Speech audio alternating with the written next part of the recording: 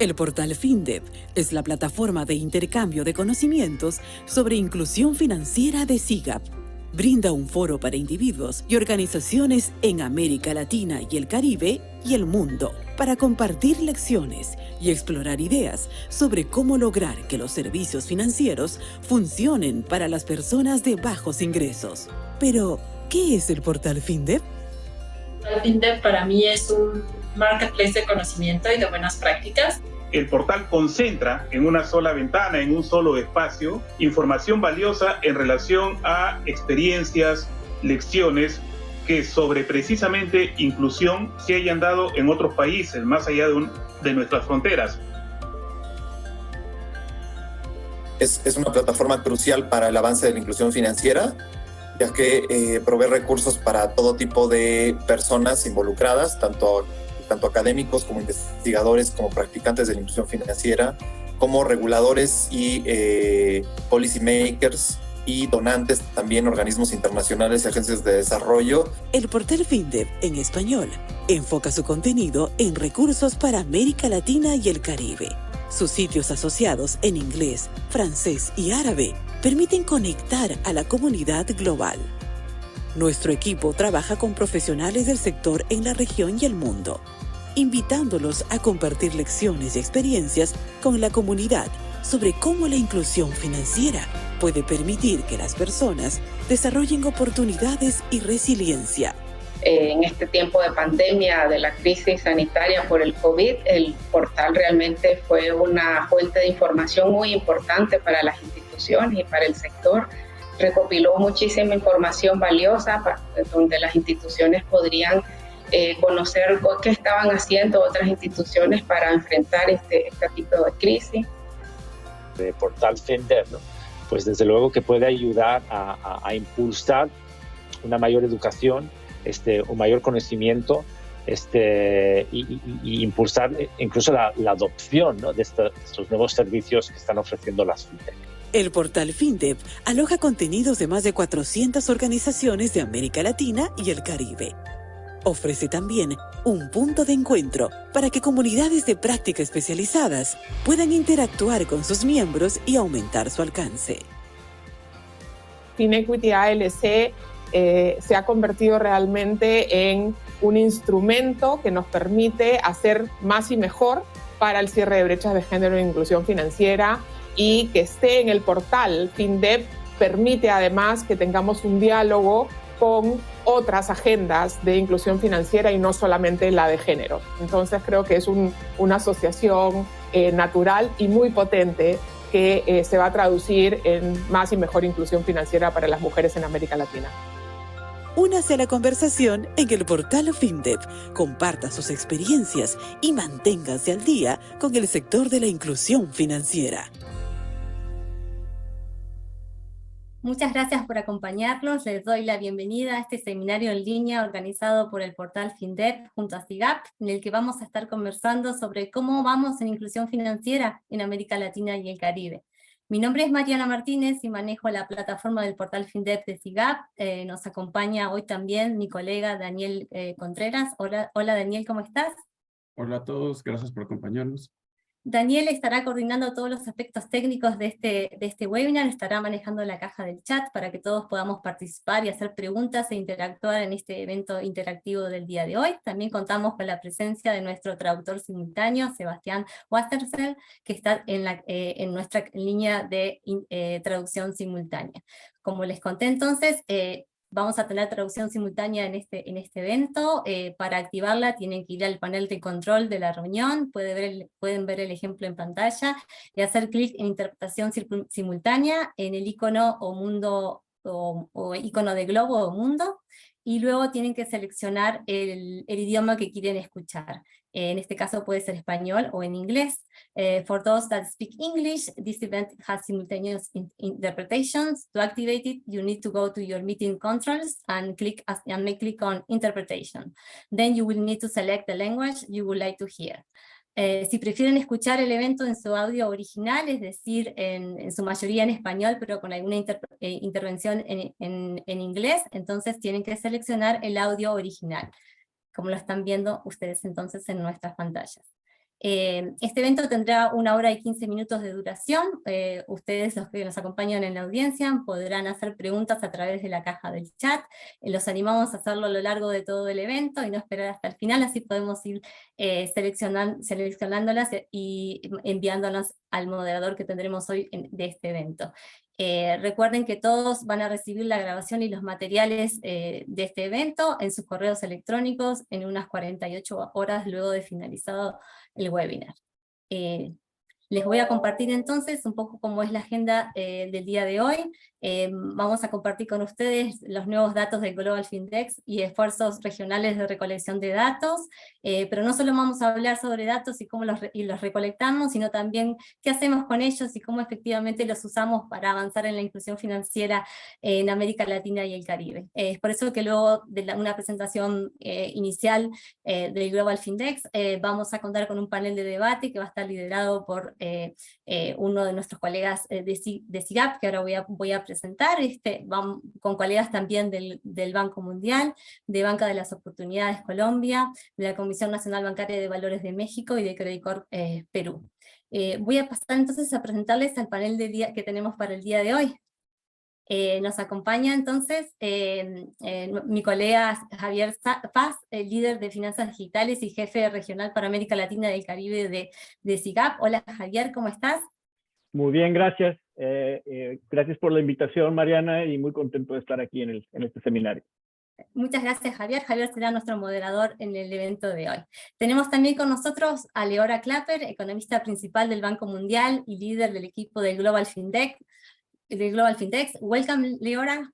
It's great to have you here.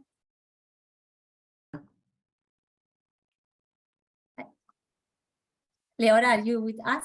¿Estás con nosotros, Leora? Yes, hi. Oh, perfect. Nos acompaña también Alejandro Reyes Pérez, quien es gerente de operaciones de Credit Corp Perú. Hola Alejandro, ¿cómo estás? Hola, buenos días, gracias por la invitación y gracias a todos por estar acá hoy día. Gracias Alejandro por estar. Desde México tenemos también a Socorro Vargas, quien es directora general para el acceso a servicios financieros de la Comisión Nacional Bancaria de Valores de México. Hola Socorro, ¿cómo estás? Hola, muy bien y gracias por la invitación, un gusto estar con ustedes. Bienvenida, Socorro. Tenemos también a Paola Arias, quien es directora de Banca de las Oportunidades de Colombia, que nos acompaña también desde Colombia. Hola Paola, ¿cómo estás? Hola Mariana, muy buenos días. Bueno, tenemos entonces a todos nuestros panelistas y queremos también conocer sobre ustedes, a quienes nos acompañan en la audiencia. Entonces les vamos a pedir que participen de forma interactiva. Daniel nos va a colocar en pantalla. Entonces, ¿cómo pueden hacer para participar? Tienen que ir a slido.com, escribir en sus navegadores utilizando su computadora o tal vez su teléfono celular, slido.com con el código 73358. Los animamos entonces a entrar a esta herramienta interactiva. Tenemos algunos participantes que están ingresando. Es muy fácil, solo tienen que ir a slido.com o slido.com. Queremos que nos cuenten cuál es su país de residencia, desde dónde nos están acompañando en el día de hoy, para que nuestros panelistas tengan una idea de quiénes son ustedes también. ¿No? También pueden colocarlo a través de la caja del chat, si eso les resulta un poco más fácil. La mayoría de los colegas que están contestando la encuesta a través de slido.com nos acompañan de México, Colombia, Ecuador, Guatemala, y algunos otros países de Latinoamérica, Perú, por ejemplo. Vamos a dar solo unos segunditos porque sabemos que es un poco difícil cambiarse de navegador e ir a slido.com, pero nos interesa que esta sesión sea bien interactiva. La mayoría nos acompaña de México y también nos están colocando en la caja del chat desde Bolivia, Honduras. Tenemos una segunda pregunta, queremos saber también qué tipo de institución representan o en la que trabajan. Pueden ser una institución financiera, no bancaria, un donante, un banco comercial, una agencia gubernamental, que es la mayoría, o fintech, banco comercial. Vamos a dar unos segundos entonces para ajustarnos, pueden colocar también en la caja del chat. Algunos particularmente están colocando en la caja del chat la institución a la que representan, el nombre. La mayoría, institución financiera no bancaria, y instituciones de microfinanzas. Vamos a dar solamente un segundo. La mayoría entonces son instituciones de microfinanzas y instituciones financieras no bancarias, ONGs. Vamos a pasar a la siguiente pregunta. La siguiente pregunta es ¿cuál es su rol o actividad principal dentro de su institución? Puede ser, por ejemplo, alta gerencia y liderazgo, gerencia de programa, consultor, tecnología, operaciones, investigadores. Tenemos un 25% de alta gerencia, 27% de alta gerencia, colegas que trabajan en investigación, son asesores, 10% en operaciones. Y finalmente, la última pregunta, que está muy relacionada al tema de este webinar, queremos saber si han utilizado alguna de estas bases de datos, índices o rankings para su trabajo en el sector. Pueden marcar todas las que corresponden, la base de datos del Global Findex, del Banco Mundial, el índice de inclusión financiera de Credit Corp. Preguntamos también sobre bases de datos nacionales, por ejemplo, los que colectan los reguladores o las instituciones del censo. Si utilizan alguna otra base, o si ustedes mismos en sus instituciones recolectan datos de inclusión financiera, así como también el microscopio global. Vemos entonces que más del 50% utiliza bases de datos nacionales y la base de datos del Global Findex. Bueno, y con esto tenemos entonces un panorama de quiénes son los que nos acompañan en la audiencia, en el evento de hoy. Y sin más, le vamos a dar entonces la palabra a Liora Clapper, para que nos pueda contar qué es lo que dice el Global Findex del 2021 para América Latina y el Caribe. Liora. Thank you.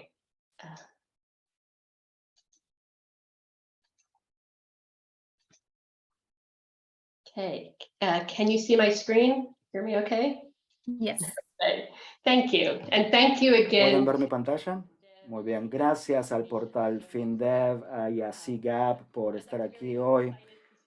Como he dicho, yo estaba muy contenta de ver tanta gente que utiliza los datos de FinDev, así como también las encuestas nacionales. La idea de la información siempre es cómo explorar los datos de los países.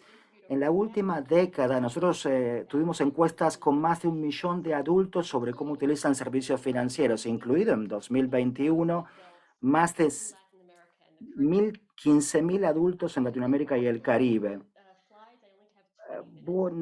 Tengo 20 minutos para esto, así que voy a ser un poco breve, pero quiero recordarles que todos estos datos, incluidos datos individuales, se encuentran disponibles en nuestro sitio web. ¿Cuáles son los mensajes principales? Primeramente, la utilización de nuevas tecnologías, teléfonos, internet, tarjetas, para realizar transacciones financieras, incluyendo inversiones en infraestructura, digitalización de pagos gubernamentales.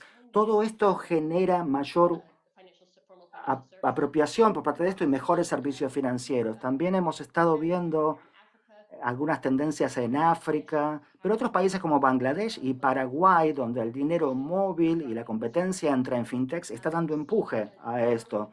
Vemos que se ha reducido la brecha de género, incluido muchos países en Latinoamérica, aunque nuevamente, especialmente en la región, vemos brechas que continúan entre hombres y mujeres en la utilización de cuentas, especial pagos digitales, ahorros y préstamos. El 2021 no fue un año ordinario. Terminamos la pandemia de la COVID. La gente tuvo un declinamiento, mayores gastos también. Hubo restricciones de aislamiento, restricciones al efectivo también, que también llevaron a un gran crecimiento de las transferencias en efectivo de los gobiernos. Y creo que lo más entusiasmante de los datos de este año es que los resultados en Latinoamérica, esta es una región que tenía una preparación digital, pero se encontraban un poco por debajo en este sentido. Para los pagos digitales hicieron algo muy importante para recibir dinero del gobierno durante la COVID-19 y también para continuar mejorando. Y aquí tenemos datos de la región, entonces, de todo el mundo. A nivel mundial, 71% de los adultos en Latinoamérica tienen una cuenta bancaria. Lamentablemente, en 2021, por las restricciones del COVID que todavía seguía, no tenemos datos de México, lamentablemente, no cara a cara. Tenemos datos de Vietnam, México, Etiopía, donde fue más difícil conseguir recolectar datos a raíz de la COVID. Siempre estamos muy agradecidos que nuestros datos en general es muy consistente con las excelentes encuestas del Banco Central de México, así que la complementamos con eso. Muy bien, otro importante punto de destacar es los datos son un poco de un juego de números, ¿no? En 2017, pero los datos realmente se empujan por India mucho, que introdujo nuevos aspectos, se abrieron 300 millones de cuentas allí. Como pueden ver, el resto del mundo no fue tan impresionante realmente. Nuevamente, en los últimos 4 años, el crecimiento fue más parejo alrededor del mundo. Latinoamérica vio el crecimiento más alto.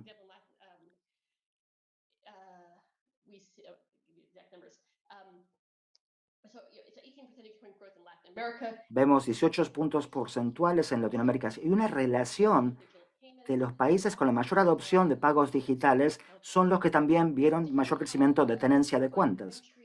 Si lo dividimos por países durante la última década, como dije, Paraguay realmente vemos un impacto de la competencia de FinTech y las billeteras digitales también. Y también esto en asociación con las cuentas bancarias, en especial Paraguay. La adopción en Paraguay para los adultos fue especial.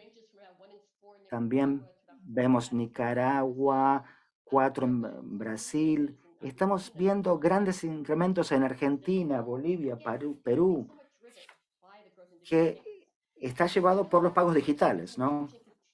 Ahora, sin embargo, vemos que continúa habiendo datos de brechas, de distintos tipos de brechas, de género, de ingreso, de educación y desproporcionalmente mujeres también. Hay, como dije, brechas de ingreso, brechas etarias, de educación y de mano de obra.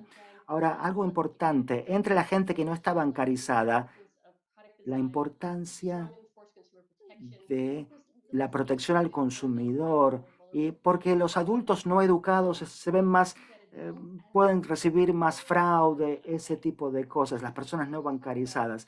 Y hablaremos luego. Estos servicios muchas veces en Latinoamérica son caros, son más caros en comparación con el resto del mundo, y la gente no tiene el dinero para eso, y entonces la gente es menos proclive a tenerlos.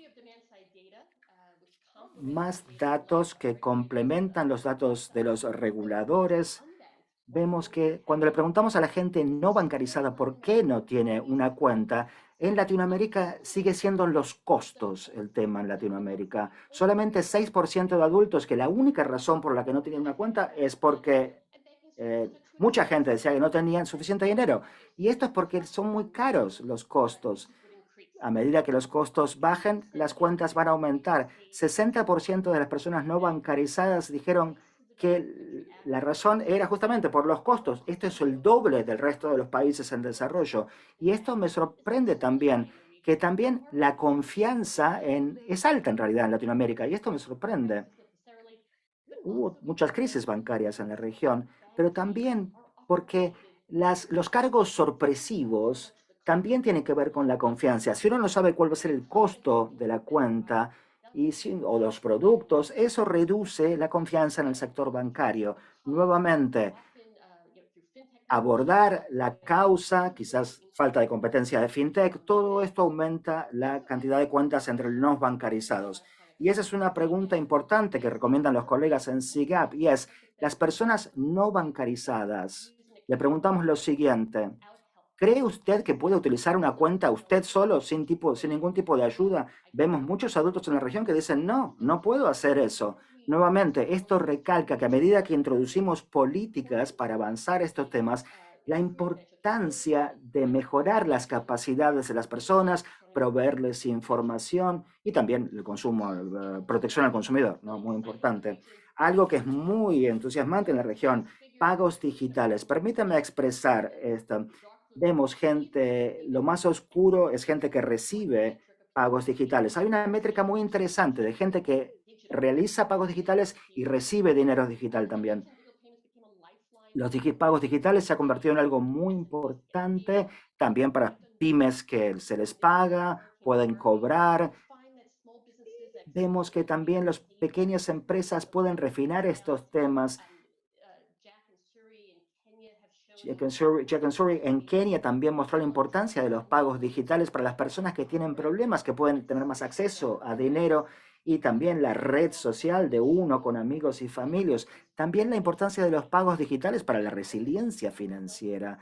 Más de 80% de adultos en Brasil, por ejemplo, hacen y reciben pagos digitales. Vemos en muchos países, notablemente el país con la mayor cantidad de pagos digitales es Venezuela, y esto es a raíz de una necesidad porque el efectivo se convirtió en un tema en ese país. Vemos entonces todas las métricas aquí. Sin embargo, vemos que las mujeres en la región son un 9% menos proclives a hacer un pago digital. Veamos estas brechas un poquito más profundamente.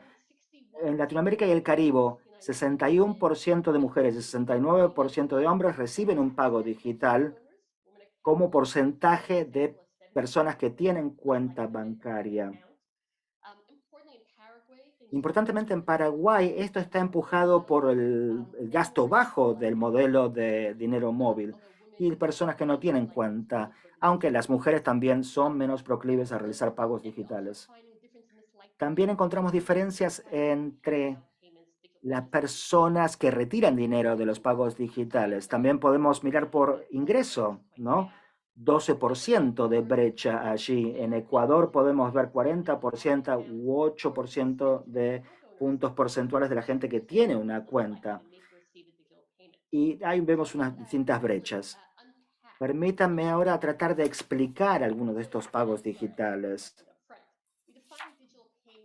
Los pagos digitales se definen como una gran cantidad de utilización de tarjetas, teléfonos, recibir, pagar un servicio público, hacer una compra comercial, salarios privados, salarios gubernamentales, remesas, etc.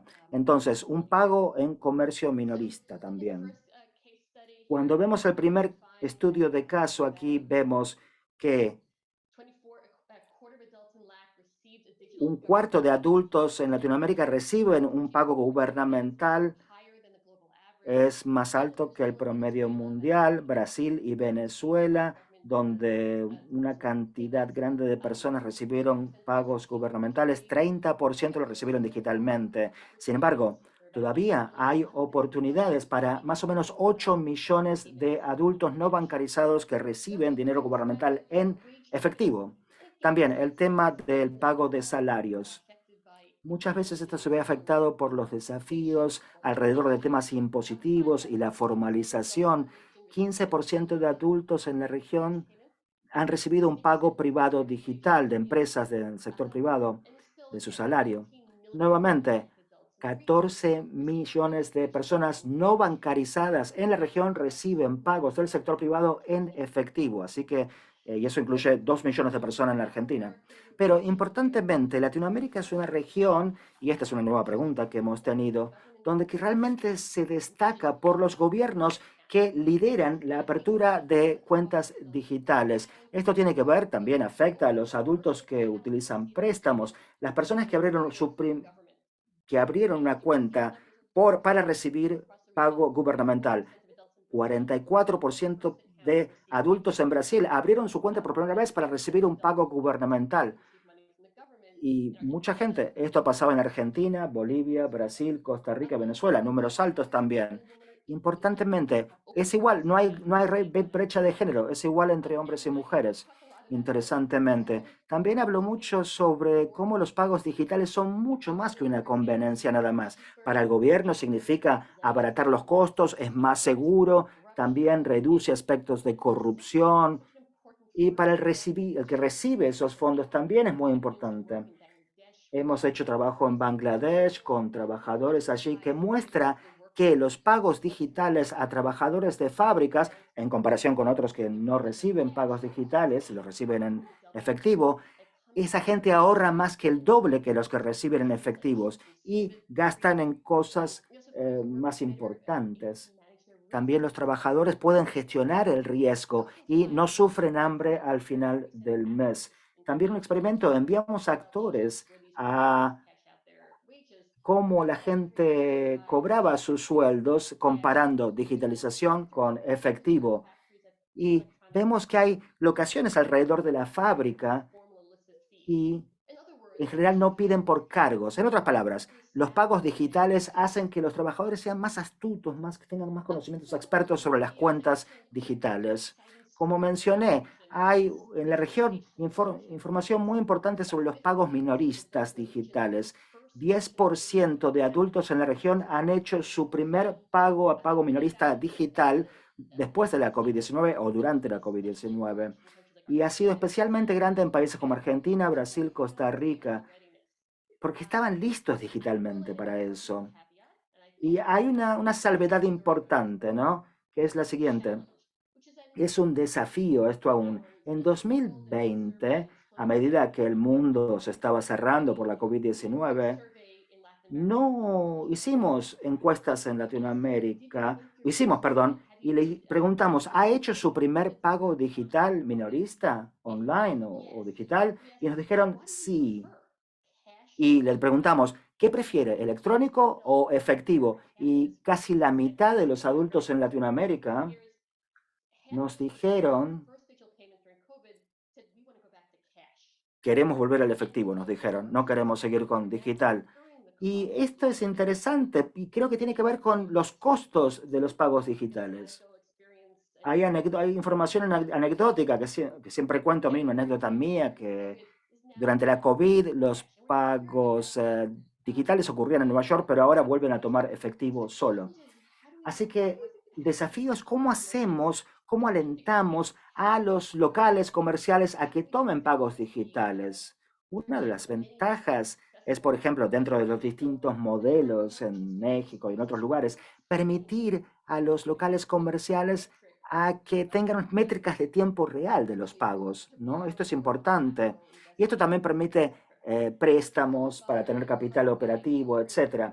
También ofrecer a los comerciantes los beneficios de los pagos digitales para que continúen. Y esperemos que sea una métrica que continúe hacia el futuro. También le preguntamos a los adultos cómo pagaban sus cuentas de servicios públicos y como pueden ver aquí, 60% de adultos en la región hicieron un pago de factura de servicios públicos. Estamos hablando de 80 millones de personas bancarizadas que continúan haciendo pagos en efectivo, 5 millones en Brasil, en Perú, y en otros lugares. Hablando sobre el tema de los pagos de servicios públicos. No es solamente una conveniencia, también permite que la electrificación sea más sostenible, por ejemplo, inversiones en electrificación, también que sean pagos en tiempo, que no estén en mora. También modelos de pay as you go, que son muy importantes, energía solar, etcétera. Energía más limpia, pero todo depende de estas métricas de pago digital. Vamos a ver rápidamente el tema de los ahorros. 17% de los adultos ahorran formalmente. Estamos hablando de adultos no bancarizados que ahorran formalmente. 1 millón de adultos en Brasil. Hay que formalizar estos préstamos. Esto puede alentar mecanismos más formales de ahorro. Hablamos de digitalización, pero también es muy importante el tema de que permite a la gente haga depósitos a sí misma, ¿no? Para ahorrar dinero en sus propias cuentas. También vemos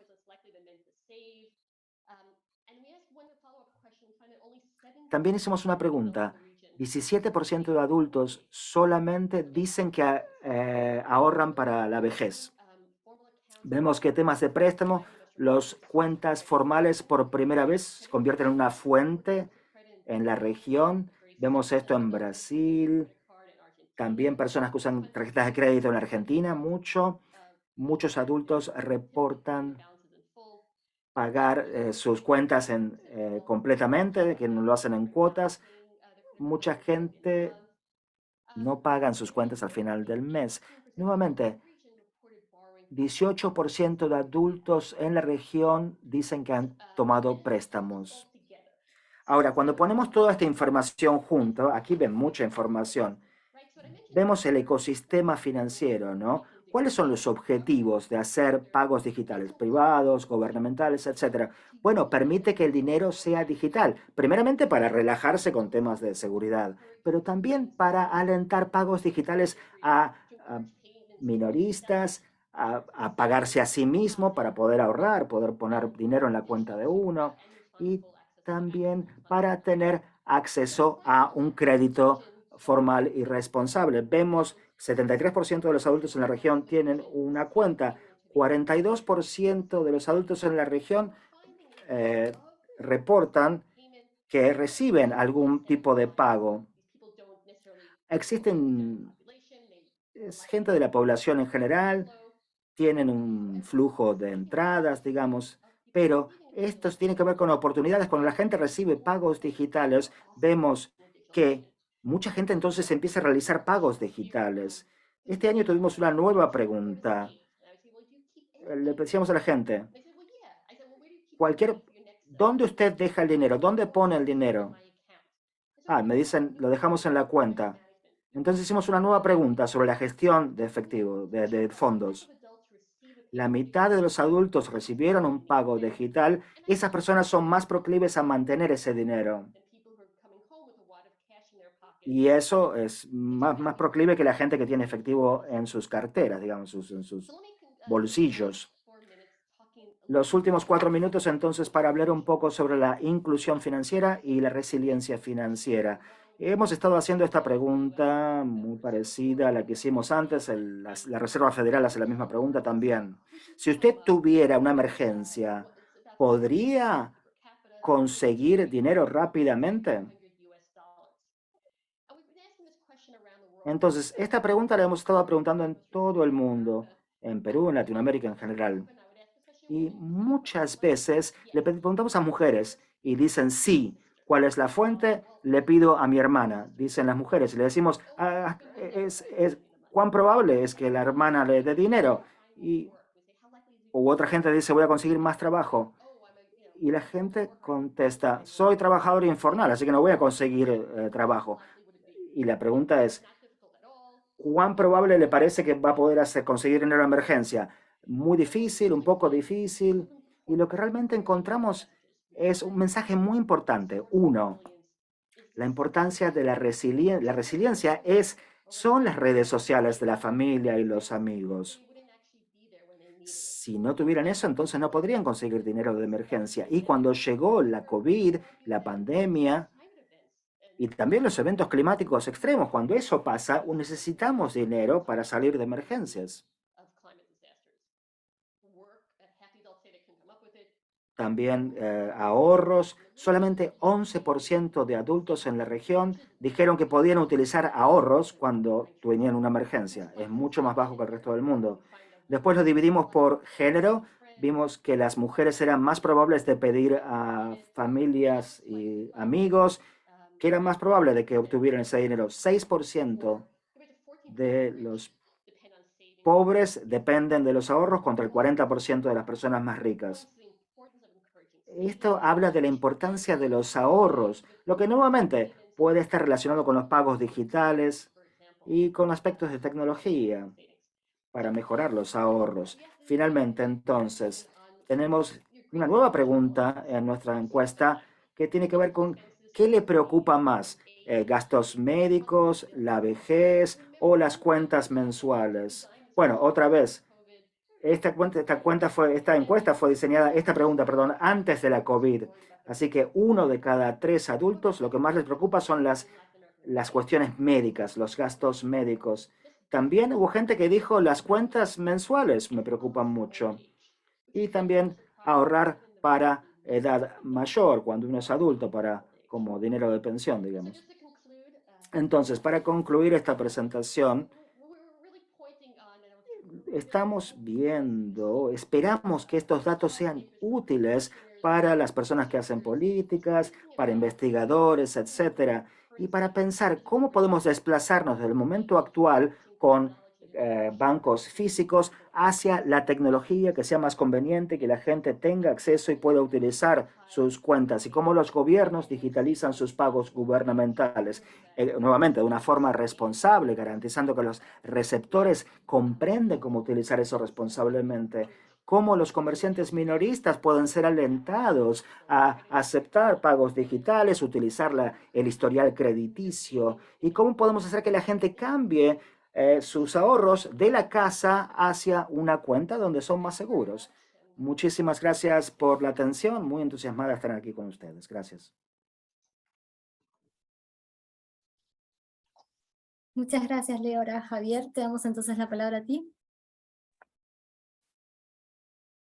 Muchas gracias, Leora, por esta presentación que ha sido bastante rica. Creo que hay muchísima información de detalle en esta presentación que ha dado Leora, que es muy útil para el sector público, para el sector privado, y que creo que puede ayudar a informar las acciones hacia adelante. Para mí un punto muy importante en esta presentación es el éxito que hemos logrado como sector de inclusión financiera. Al ver la estadística de que la inclusión en la región subió de 54% a 73% entre el 2017 y el 2021. Esto creo que es un éxito enorme, pero también estos datos apuntan de manera importante a las brechas. Por un lado, pues todavía quedan 27% de la población adulta que no tienen ningún tipo de acceso, y de aquellos que sí tienen acceso, tomando solamente el lente en uno de los puntos de esta presentación, solamente entre el 30 y el 50% ahorra o toma crédito de manera formal.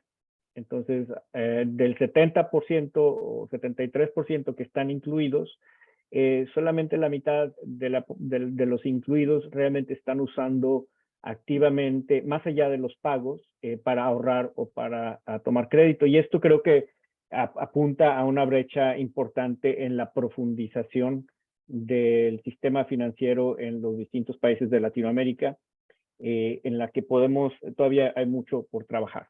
Entonces pasamos ahora a una serie de preguntas y de conversación con mis colegas en el panel.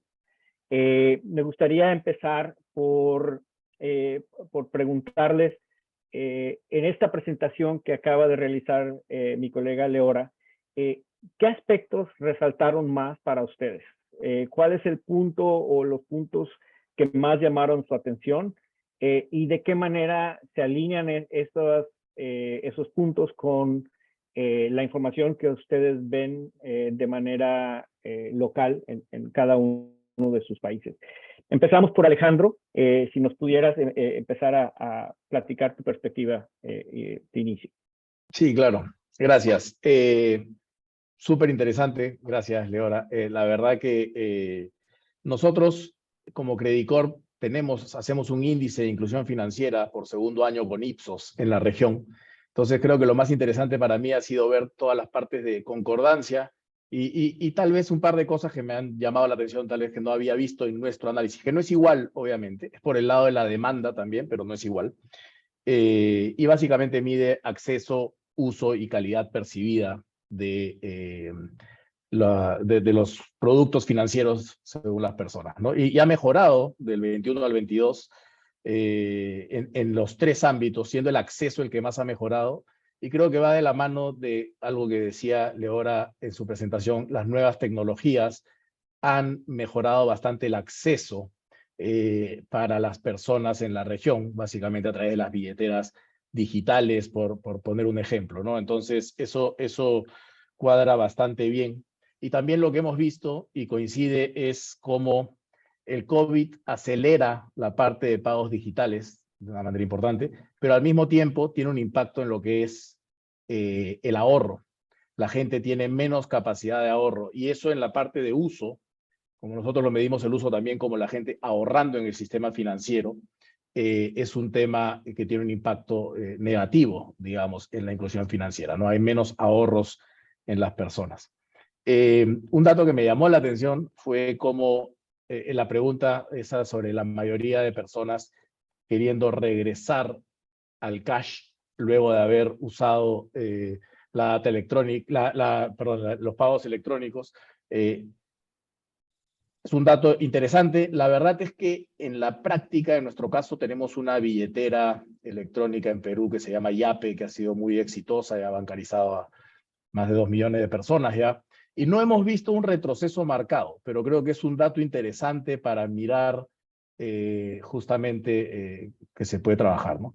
Y finalmente, un comentario, y es cómo en este reporte y en general en lo que vemos nosotros, se nota que la inclusión financiera es un concepto mucho más amplio que una billetera financiera o un producto financiero, ¿no? Es una relación entre las personas y el sistema financiero con un conocimiento. Hay un tema de educación que creo que es muy importante tocar y trabajar en nuestros países, justamente para que la gente no regrese al cash y para que pueda usar una serie de otros beneficios del sistema financiero.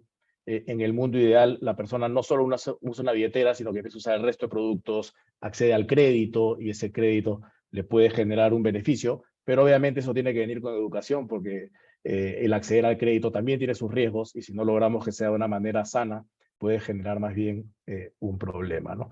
Ahí voy a parar en aras del tiempo con mis comentarios iniciales. Gracias. Gracias, muchas gracias, Alejandro. Paola. Hola Javier y muchas gracias a Leora por esa interesante introducción a los resultados del Findex. Yo quisiera hablar un poco, hacerle suma a Colombia y qué estamos viendo en Colombia. En nuestro país contamos también con mediciones tanto de la oferta como de la demanda. Realizamos encuestas bienales también en alianza con la Superintendencia Financiera de Colombia y desde Banca de las Oportunidades, muy similares a las encuestas que está realizando el Banco Mundial con el Global Findex, y adicionalmente desde los registros administrativos que las entidades hacen a los buró de créditos, estamos construyendo información desde la oferta para poder contrastar y ver qué nos está dando esas tendencias y esas grandes dinámicas y percepciones frente a la inclusión financiera en Colombia. Yo quisiera destacar 3 elementos centrales al hacer la comparación entre estas 3 fuentes de información. El primero es que creo que en términos de tenencia de productos, del acceso y el uso, las 3 mediciones nos dan un panorama muy similar en el cual tenemos los productos de depósito o transaccionales como esa puerta de entrada y aquellos con mayor penetración en Colombia. Les pongo un ejemplo para que tengamos dimensiones. En el caso de las cuentas de ahorro, el Findex nos dice que un 56% de la gente tiene cuenta de ahorro en Colombia. Nuestra encuesta nos dice que es el 60% y nuestros datos desde la oferta nos dicen que un 52%.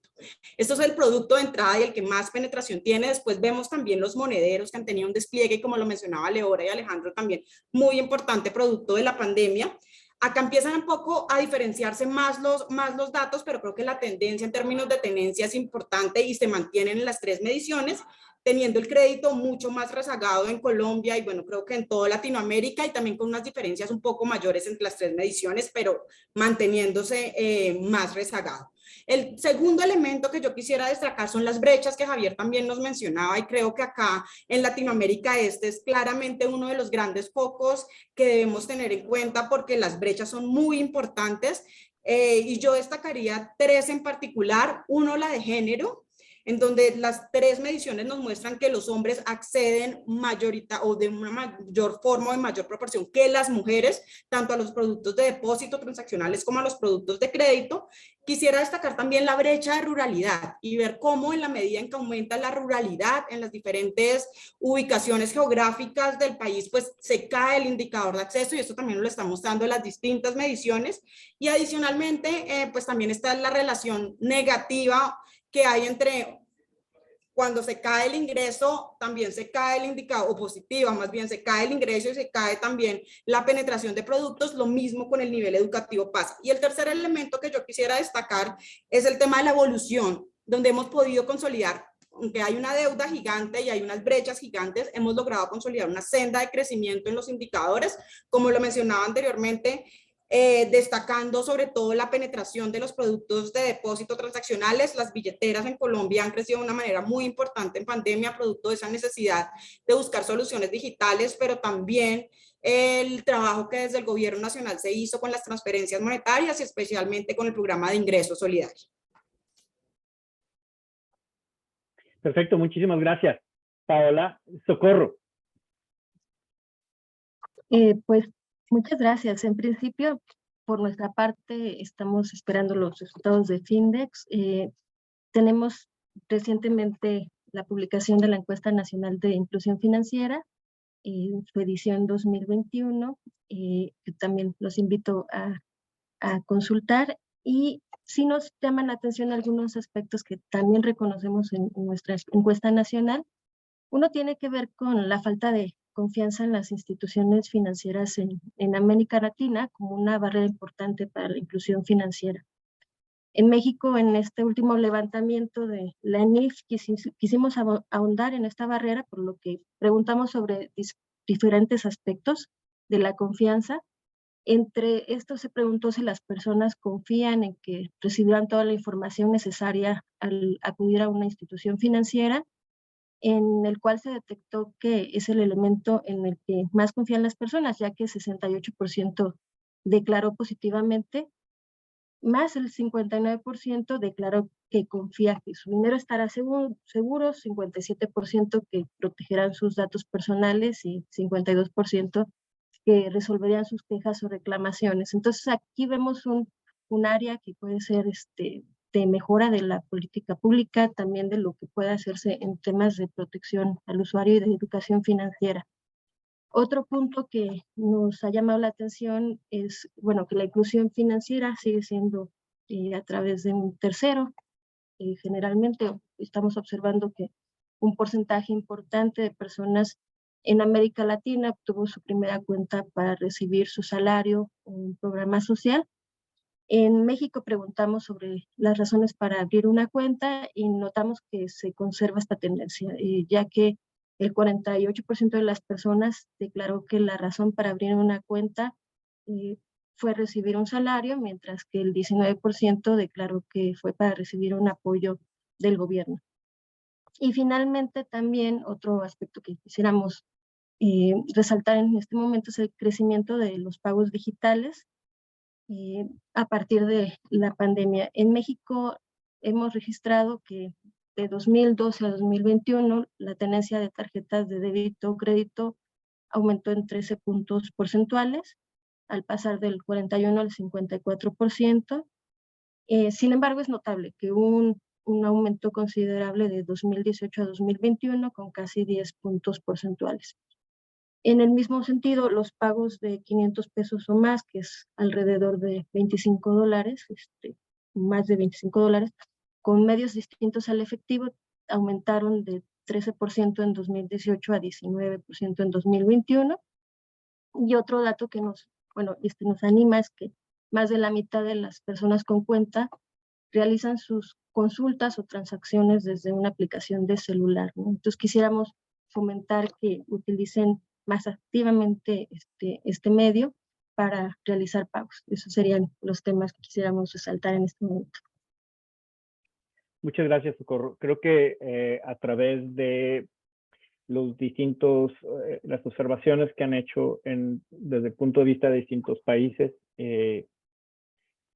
muestran clara alineación en el incremento de el uso de servicios financieros, el rol de los servicios digitales, el rol de los pagos de gobierno, de la digitalización de los salarios. Me gustaría detenerme un poco en el punto relacionado con el rol que jugó la pandemia en incrementar el uso de dinero digital. Y me gustaría preguntarte a ti, Leora, si esto que mencionaste respecto a la preferencia de regresar al efectivo, es una observación que se presenta de manera global o es algo muy particular de Latinoamérica?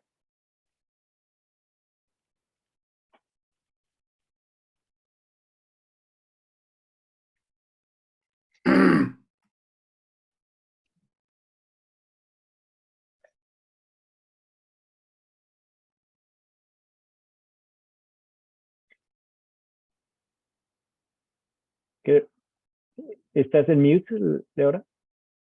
Adelante. I'm sorry, thank you. I wasn't able to unmute.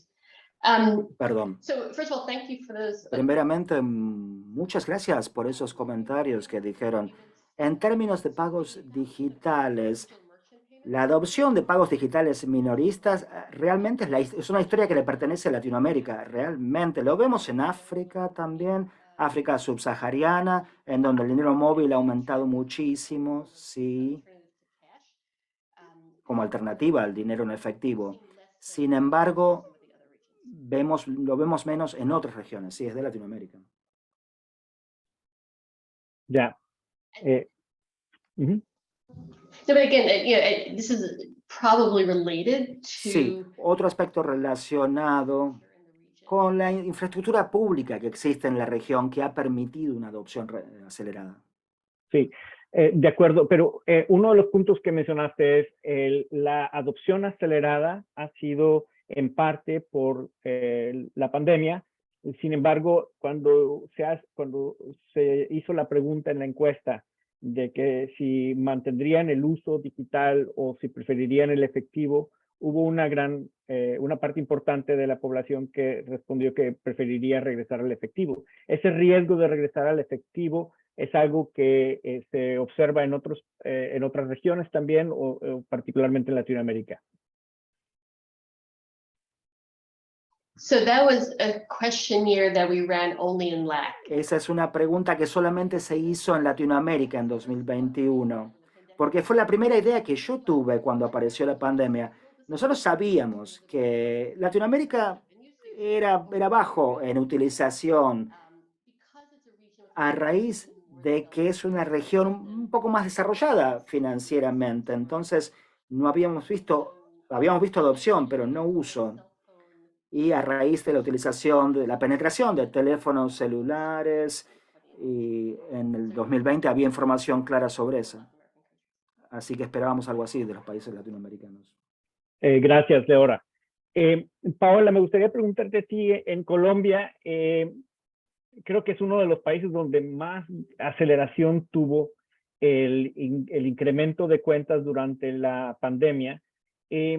¿Cuál es la perspectiva en Colombia respecto a cómo mantener ese impulso en el uso de cuentas, cómo promover que esas cuentas se mantengan, que no se regrese al uso del efectivo?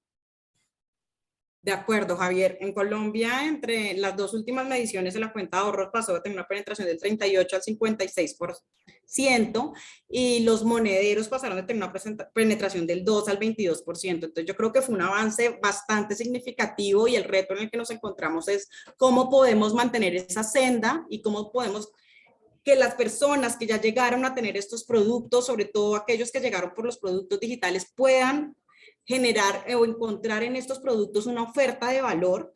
Y yo creo que acá es clave que podamos habilitar diferentes elementos. Uno es poder tener esos ecosistemas de pagos digitales que tanto se necesitan para poder tener transacciones simples, inmediatas, a bajo costo, y para eso el Banco de la República en Colombia está trabajando en la creación de ese ecosistema de pagos. Pero además de eso, creo que tanto un trabajo de la industria como de diferentes actores de gobierno es poder que estas personas o los colombianos en general encuentren un valor y se sientan cómodos transando, haciendo pagos, comprando el mercado, pagando servicios públicos desde los productos digitales sin tener que volver al efectivo. Y yo creo que acá hay temas tanto de educación financiera como de casos de uso, como de poder llevar un acompañamiento y poder cerrar tanto las diferentes cadenas y los diferentes servicios puedan estar atados a un ecosistema digital, creo que es clave para poder facilitar y poder continuar moviéndonos dentro de esos monederos y esas cuentas de ahorro. Y adicionalmente, creo que también otro elemento que es muy importante, Javier, traer a la mesa, es que a través de estos productos, que en la mayoría son transaccionales o de ahorro, podamos incluir y generar un ecosistema donde haya una oferta integral de servicios financieros claves para la generación tanto del ahorro como de la protección, y ahí resaltaría la importancia también de poder tener seguros inclusivos digitales que se aten a esos nuevos productos y créditos digitales que permitan a la población también tener soluciones para enfrentar choques adversos, o también poder tener recursos para afrontar sus necesidades de inversión, de educación, de vivienda. Entonces, ¿cómo podemos también generar un ecosistema robusto digital con productos de seguros, transaccionales, ahorro y crédito? Gracias, Paola. Creo que cuando uno ve con detalle las estadísticas, hay muchísimo donde profundizar para entender qué productos se están usando, quién los están usando, por qué razones, cuáles son las motivaciones. Hay una pregunta que me gustaría hacerle tanto a Paola como a Socorro, porque ustedes dos representan instituciones públicas. ¿Cómo es posible utilizar esta información que vemos en las estadísticas? Muestra el resultado. Pero ¿cómo podemos ir más allá de los números y los efectos que uno ve hacia las causas raíces de las brechas y poder tomar o impulsar acciones que puedan ayudar a cerrar las brechas? ¿Cómo vamos más allá de los números que se ven en estas estadísticas para resolver problemas? Paola, empezamos contigo. Perdón, Socorro, y luego Paola. Bueno, por un lado, en el caso de México, esto se estructura a partir de la Secretaría de Hacienda y Crédito Público, y sí existe una política nacional de inclusión financiera y también una estrategia nacional de educación financiera. Y esto lo menciono por los aspectos que había dicho en la pregunta anterior en la que intervine. En principio, como país, creemos que debemos transmitir la utilidad y los beneficios del adecuado uso de los productos financieros a las personas, ya que, por ejemplo, en México, casi una de cada 3 personas que nunca han tenido una cuenta menciona que no necesita de una. Por otro lado, consideramos que también debemos estudiar y analizar con mayor profundidad los aspectos que ayudan a generar confianza en el sistema financiero por parte de la CNBV. Bueno, incluimos en el último levantamiento de la encuesta, pues, este set de preguntas que ahondaban sobre el tema de la confianza, para que también haya elementos que permitan a las autoridades trabajar al respecto. Y en el caso del fomento de la educación financiera, pues ya se está empezando en el interior de las escuelas a incluir en las currículas desde la educación básica el contenido de educación financiera. Entonces, esta es la forma en la que se está estructurando una parte de la política pública a este respecto. También, por ejemplo, consideramos que hay que mirar más hacia las poblaciones en alguna situación de vulnerabilidad. Por ejemplo, en este levantamiento de la NIF 2021 incluimos una pregunta para poder identificar a las personas hablantes de lenguas indígenas, con lo cual podemos saber que esta población tiene una baja inclusión financiera, ya que solo el 8% de ellas tienen un seguro, el 14% un crédito formal, el 18% una cuenta de ahorro para el retiro y el 35% una cuenta que además de este porcentaje la mitad la tiene para recibir programas sociales. Entonces consideramos que en principio tiene que existir la información, tenemos que hacer evidente que existen estas pues también estas poblaciones que necesitan una atención y también productos y servicios financieros, acercarles los productos y servicios financieros. Y lo mismo se está haciendo para el caso de la inclusión financiera con perspectiva de género, que México ha buscado también robustecer la la información con la que cuenta y pone disponible para el público, que está desagregada por sexo. Y esto también ha sido la base, por un lado, teniendo esta información de las encuestas, también lo que tenemos por parte de los registros administrativos.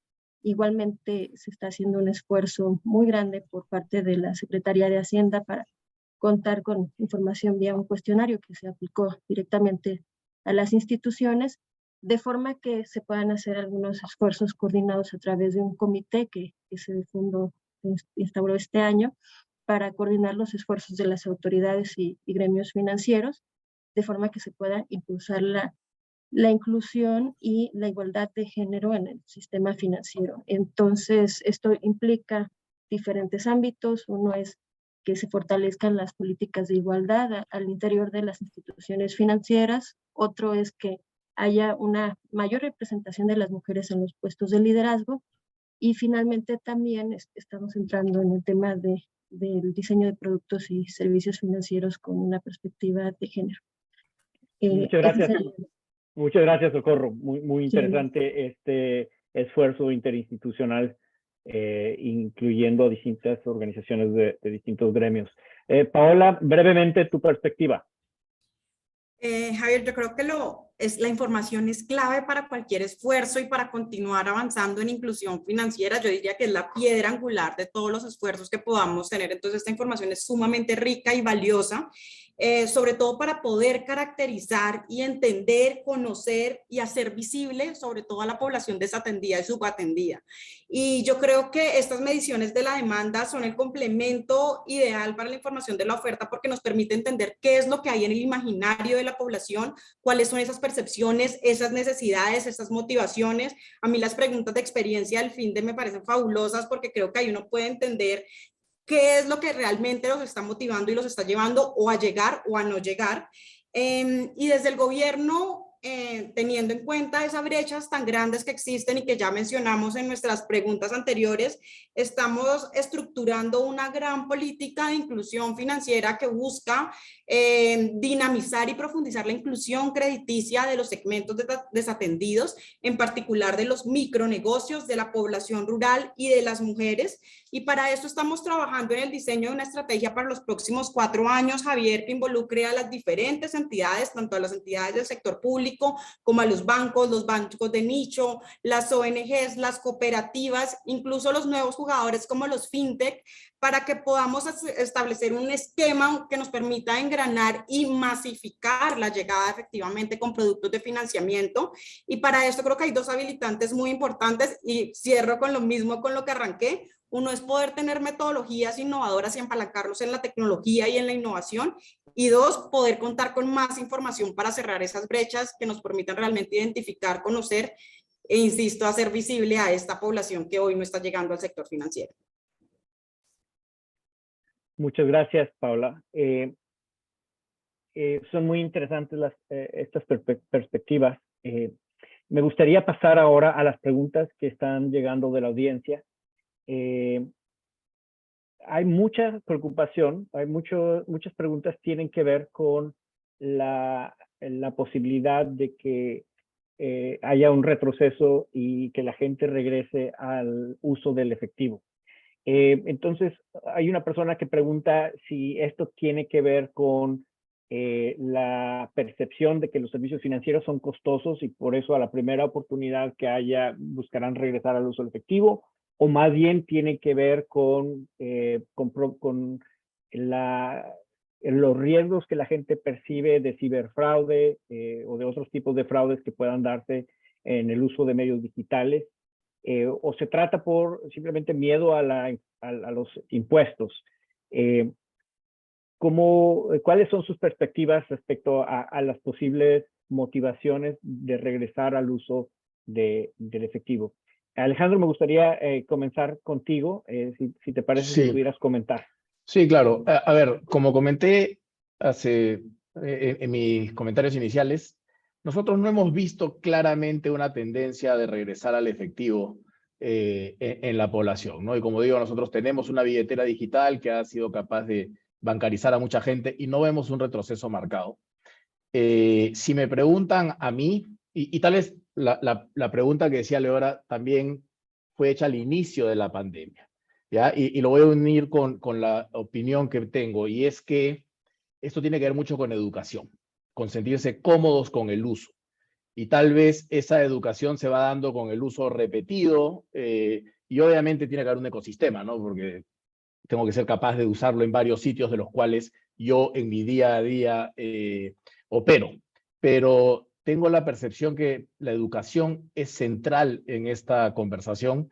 La gente, conforme lo usa, en nuestra experiencia, al menos como digo, lo continúa usando, al menos a nivel de billeteras, y no viene, creo yo, por un lado de impuestos ni nada por el estilo, porque no hay eso en el uso de una billetera. No hay ninguna diferencia particular en el uso de la billetera versus el cash. Se puede cargar incluso directamente con cash, ni siquiera se tiene que pasar por una cuenta bancaria. Entonces, la verdad creo que es un tema más de educación y confianza, que con el uso se va dando, que algún otro motivo. Y un desarrollo de un ecosistema que yo sí creo que el COVID ayudó bastante para el desarrollo de ese ecosistema, porque forzó a mucha gente a pasar del cash hacia un tema distinto, pero creo que hay mucho más que se puede hacer. En el caso del Perú, por ejemplo, se acaba de anunciar la interoperabilidad de las billeteras digitales que existen, y creemos que eso va a ayudar a ese ecosistema. Cada vez va a ser más fácil, sin importar qué billetera usa uno, va a poder transferirle dinero a la otra billetera. Entonces creemos que eso va a ser importante. Así que yo diría que pasa bastante por el tema de la educación y la familiaridad de las personas con los productos. Gracias. ¿Algún otro comentario de nuestros panelistas?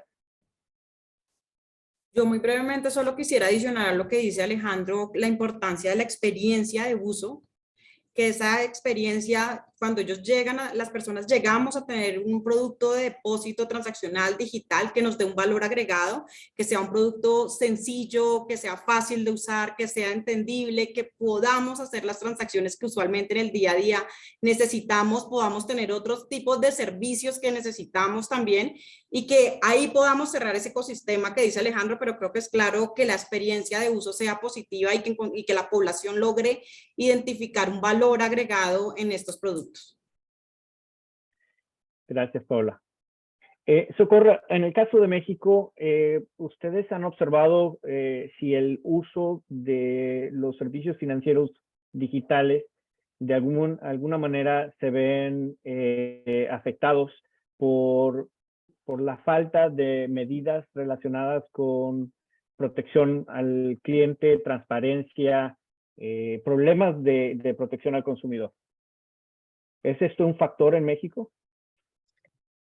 Pues en principio nosotros, igual a lo que ya comentó Alejandro, consideramos que sí es muy importante el tema de la educación financiera y la protección al consumidor.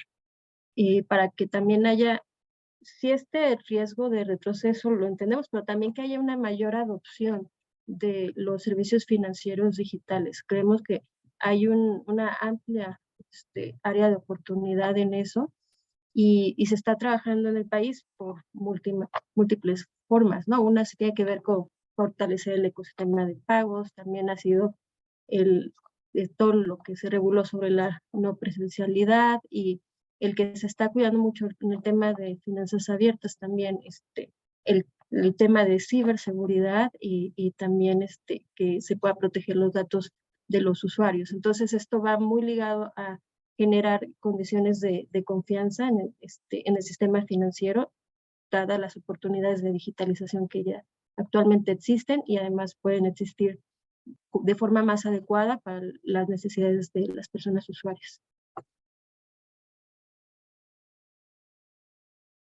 Gracias, Socorro. Leora, me gustaría pasar al tema de la brecha de género. En tu presentación mencionaste que hay avances en la región y en algunos países en particular sobresalen por ese avance, aunque no otros.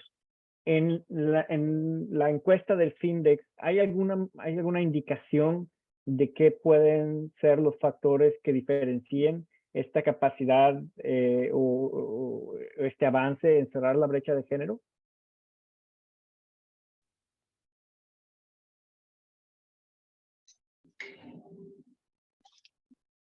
So one thing we do find, as I mentioned, is that women Algo que nosotros hallamos es que las mujeres son tan proclives como los hombres a abrir una cuenta bancaria para recibir dinero gubernamental. Vemos también que la digitalización de los pagos está ayudando a las mujeres en la región.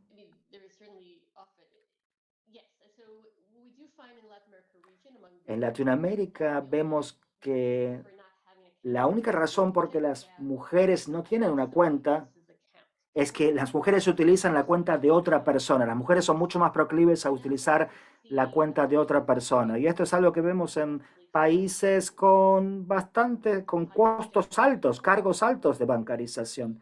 En Turquía también vemos esto. 30% más probable que los hombres tengan cuenta que las mujeres. También oímos hablar de mujeres que nos dijeron que las cuentas son muy caras. Sin embargo, sabemos por la literatura, etcétera, la importancia de que las mujeres tengan su propia cuenta bancaria, es un lugar seguro para ahorrar, también le da mayor privacidad, seguridad, control a las mujeres por sobre su dinero. Y ciertamente en la región, en Latinoamérica, vemos que los cargos bancarios realmente son altos y esto hace que las mujeres utilicen la cuenta de otra persona, no una suya propia. También, permítanme señalar algo más. También se empuja por la participación de las mujeres en la fuerza laboral. Esto es algo que se ve en la región, que necesitan tener sus propios pagos, un lugar donde les pagan salarios. Bien, entonces, en la medida en que una parte importante de la expansión de la inclusión financiera es motivada o es empujada por servicios digitales, esto, por lo que dices, Leora, significa que se incrementan el reto de reducir la brecha en el acceso por parte de las mujeres, porque los medios digitales ya en sí tienen incorporan un sesgo en el uso de servicios digitales. Creo que esto es algo que habría que tomar en cuenta, ¿es correcto? Not necessarily. So, for example, No necesariamente. Por ejemplo, en el África subsahariana, en muchos países allí, hay mucho dinero digital, pero hay una gran brecha de género también. 20 puntos porcentuales de allí. Pero en otros lugares no. No creo que necesariamente sea así. Lo que vemos muchas veces es que los hombres adoptan la tecnología un poco más tempranamente. En algunas regiones vemos una brecha de género en si tienen teléfono celular o no, mujeres y hombres. También hay normas culturales, qué pasa en el hogar, si solamente se puede pagar con un teléfono celular del hombre, digamos. Lo que esperamos, vemos una brecha etaria más que una brecha de género, y asumiendo que las mujeres tengan el mismo acceso a la tecnología. Correcto, muchísimas gracias, Leora. Un comentario rápido, Adelante. Relacionado a la tecnología, y es un tema que no comenté al inicio, y es que en nuestro índice de inclusión financiera miramos el impacto del acceso a Internet en la inclusión financiera. ¿Okay? Y obviamente a raíz de que la parte digital ha crecido tanto, se vuelve importante. Y nos salió uno de los indicadores más claros en su diferencia, digamos, a la hora de segmentar. Casi nuestro índice va de 0 a 100. La gente con acceso a Internet tiene una inclusión financiera de 50. ¿Okay? La gente sin acceso es menos de 25. O sea, es más del doble del acceso a Internet. Lo menciono porque creo que es uno de los factores que se tienen que pensar en el momento que se quiere buscar ese crecimiento en la inclusión financiera, y puede ser algo focalizado, una forma de buscar aumentar esa inclusión a través de aumentar el acceso a Internet de las familias, ¿no? Claramente, muchísimas gracias, Alejandro, por este comentario, porque efectivamente, de alguna manera, si la infraestructura, si el acceso a los celulares, a los smartphones, si el costo de los datos, si todo esto no es asequible, entonces es difícil pensar que vaya a haber acceso y mucho menos uso. Entonces, de alguna manera están relacionados estos puntos. Creo que hemos llegado al límite de esta conversación. Le paso ahora la palabra a Mariana para que cierre el panel. Mariana. Y antes les agradezco a todos mis colegas panelistas por esta conversación.